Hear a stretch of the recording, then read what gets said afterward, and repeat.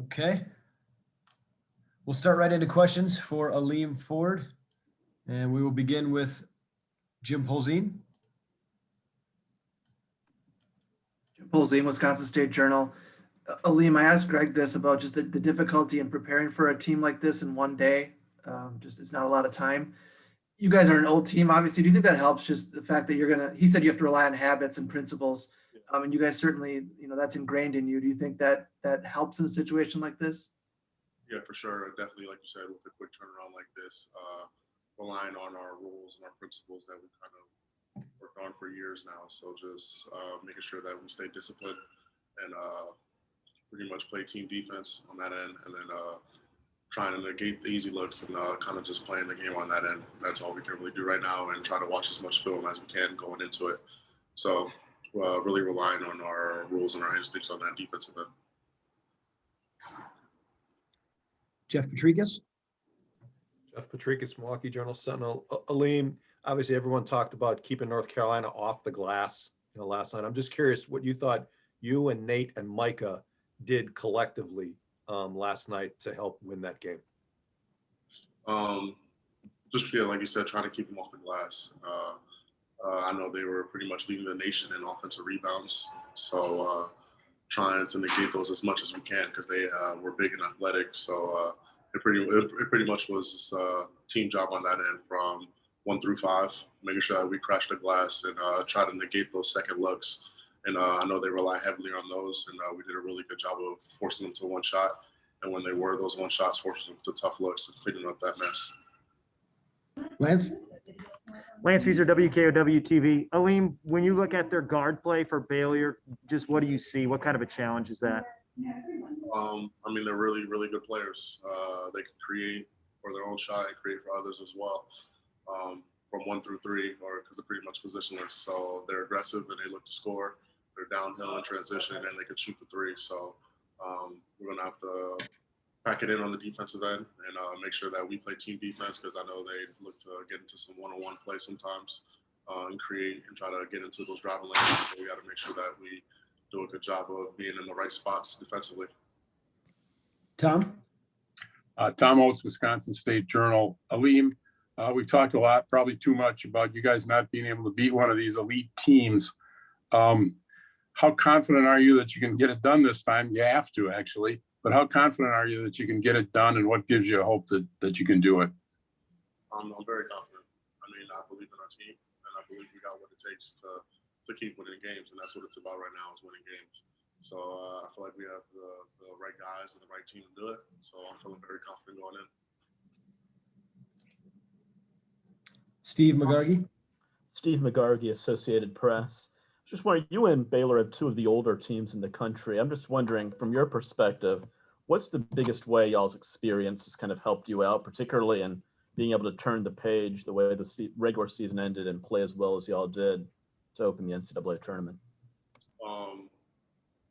Just the way we perceive it, the way we look at it, 0-0 mindset, and looking at it as new seasons. And if we were able to get this far to this point, that we put ourselves in a position to keep playing games, and that's how we look at it. So just keeping that mindset and just making sure that we just come ready to go every day, because anything can happen on any given night. So just keeping that mindset has been big for us. Any further questions for Aleem Ford? We have one from Jim. Jim Polzine, Wisconsin State Journal. Aleem, you mentioned the fact that you have to, watch film on your own, especially in a short turnaround like this. I mean, I'm curious just how much you will spend time. I mean, how many games will you watch? What will you watch? Can you kind of take me into that process a little bit? I mean, a decent amount right now, because we don't really have much else to do. So we're just chilling in our hotel rooms. So probably 3 to 4 games to kind of get different insights on the way teams play them in their conference and stuff like that. So probably 3 to 4 games, and then we go over personnel and everything and try to pick up on players' tendencies and things like that. So there'll be a decent amount of film, especially with a quick turnaround. So I'll be watching a few of them tonight. Anything further for Aleem Ford? If not, thank you, Aleem. Yep. Thank you, guys. D'Mitrik Trice is standing by.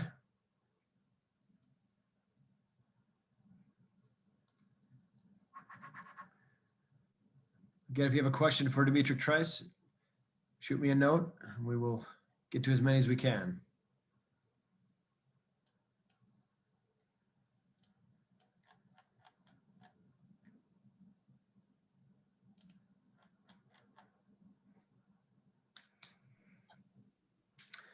Thanks for joining us, D'Mitrik.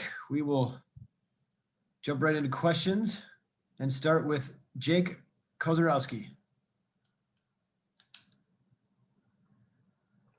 There we go. Hey, D'Mitrik, thanks for making time for us. Looking at what Baylor can do from 3-point range, what are you seeing on film from them that stands out in your early and quick prep work, and just how do you feel you're gonna have to defend what they present from deep? Yeah, I believe they're one of the top teams in the country that rely on 3-point shooting, and one of the highest in Division I in percentages, around 42%. So yeah, obviously that will be a big key on stopping them from getting those open looks. And I feel like they haven't played a team like ours, a tough, gritty, defensive-minded team yet this year. So it's definitely going to pose a challenge with their guards. They're really athletic and long, and they get after it on both ends of the floor. So we're just going to have to use their weaknesses against them and turn that into offense, and then getting stops on the defensive end. Jeff Petrikis. Yeah, Jeff Petrikis, Milwaukee Journal-Sentinel. D'Mitrik, last night's game against North Carolina going in was all the talk about the front court. This one is a little bit different because of Baylor's guard play. Do you kind of like that, you and Brad and any of the other guards, that this one might come down to who's the better backcourt, who wins this game?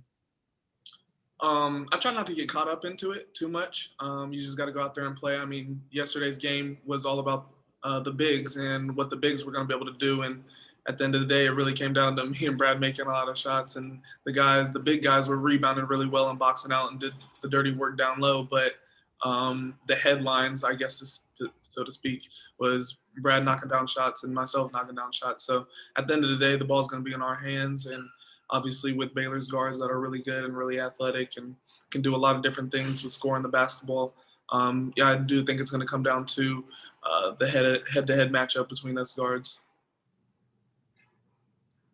Jim Polzin. Jim Wisconsin State Journal. D'Mitrik, these one-day turnarounds against really good teams aren't easy.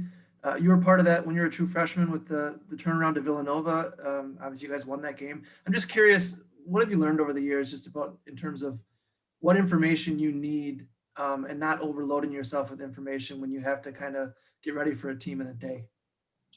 Yeah, I think the coaches honestly do a great job of getting us prepared statistically wise, and making sure that we were staying healthy and staying where we need to be, staying fresh, being the more fresher team here down the stretch, especially with these one-day turnarounds. It's usually hard to stay fresh, but the coaches did a great job even today with just making sure we stayed off our legs as much as possible, doing extra stretching, extra recovery, things like that. We did practice and we went pretty light, but we're definitely going to be prepared for whatever they have to bring towards us and bring at us. So I think that we're going to be well prepared, and it's just about being prepared for another opponent, a totally different opponent from the last team that you played with these quick turnarounds. Steve McGargy, Associated Press. I was just wondering, Brad was saying last night how late this season it seemed like they were playing a 1 seed, 2 seed just about every game. How much did that grind y'all went through? How much can it help y'all going into this game now, playing an actual 1 seed tomorrow? Yeah, I mean, we've been playing top seeds the entire Big Ten, and obviously being in the best conference in the country. So going against the Iowas, Illinois, Michigans, Ohio State, all those have just prepared us for these moments like this. It's just another team that has to lace their shoes just like we do when we step out on the court, and I think it's going to prepare us pretty well for the grind that we had to go through with the Big Ten. And then obviously we fought to the end with those teams, and we know that we can hang in with those teams, with the top 5 teams in the country. So this is just another game that we're going to go out there and we're going to prepare well and be ready and have our head on straight. Carly Murata with WKOW, just going off of that, playing some of the best teams in the country all year. But what does your team have to do tomorrow to be able to close out this game? Just what have you learned about your team that you guys have to do to beat one of the best teams?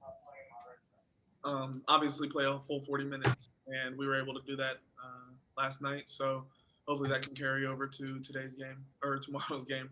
But so I'm super excited about it. I can't wait for it. So it's coming soon. But no, we just got to go out there and play a full 40 minutes on both ends of the floor. We got to get stops and rebounds because they're another great offensive rebounding team with the athletes that they have. So it's going to be another key to get box outs and limit their transition points is going to be another big one. But obviously limiting their 3-point field goals is going to be another big thing with the big three that we called with their 3 guards.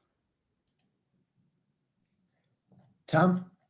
Tom Oates, Wisconsin State Journal. D'Mitrik, I think Baylor looks a little different than some of the Big Ten teams you've been playing down the stretch here, but how do you look at them? Are they on a par with these elite Big Ten teams you've been playing? Are they maybe even better? How do you guys look at them?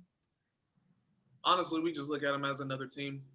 We've been playing the best competition day in and day out throughout the Big Ten, and anybody can beat anybody on any given day. So they got to lace their shoes, like I said earlier, just like we do.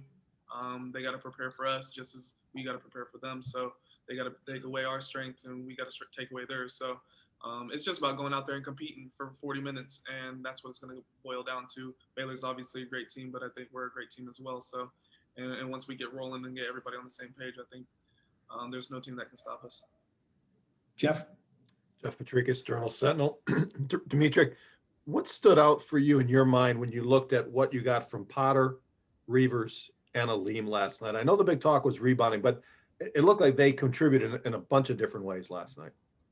Yeah, honestly, it really came down to them. They battled for 40 minutes, especially on the glass and boxing out their bigs, and they got rebounds. They got timely buckets that we really needed. Micah did a great job of knocking down some threes. Aleem hit a couple threes and just hustle plays that a lot of things don't get put on the stat sheet, but those plays like that and the energy that they had and they brought to the game really stood out, and it was infectious throughout the whole team, not just the guys knocking down shots, but the bench was into it as well. But those 3 guys specifically did a great job on their bigs, and it's going to have to carry over to tomorrow because their bigs do the exact same thing.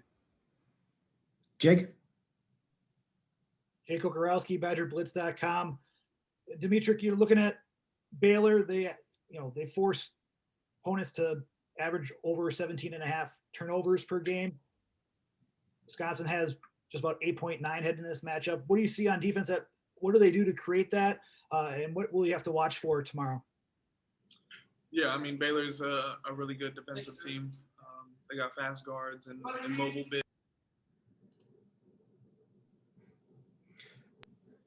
There we go. You got muted there. Sorry. Can you start that over, D'Mitrik? Good job, Brad. Yeah, wait. Can you repeat the question? It was about. Jake, could you ask it again? Yeah, you bet. When it comes to just Baylor, they force, the turnovers over 17.5 per game for Baylor's opponents. And of course, y'all have just about 9 per contest. What do you see from what they're doing on defense and how they force those, and what will you have to defend against coming up tomorrow? Yeah, definitely. Obviously, they're a really good defensive team, and 1 through 5, they can switch everything, and they pretty much do switch everything. So it's more focused on us. The coaches have made that a point to focus on what we can do to limit those turnovers and continue to take care of the ball, because that's what they thrive on. They thrive on those loose ball turnovers and getting out in transition, and that's how they get their points, and they get a lot of their points that way. So taking care of the ball comes down to us and using those and taking away those unforced turnovers and continuing to take care of the ball is going to be a big key for us. We have time for about 2 more. Jim and then Carly. Jim Polzin, Wisconsin State Journal. D'Mitrik, I know you probably don't care where you play this time of year, but the fact that you're going to play 2 games in the arenas where your dad played in college, has that symmetry have you taken a moment to kind of think about that at all?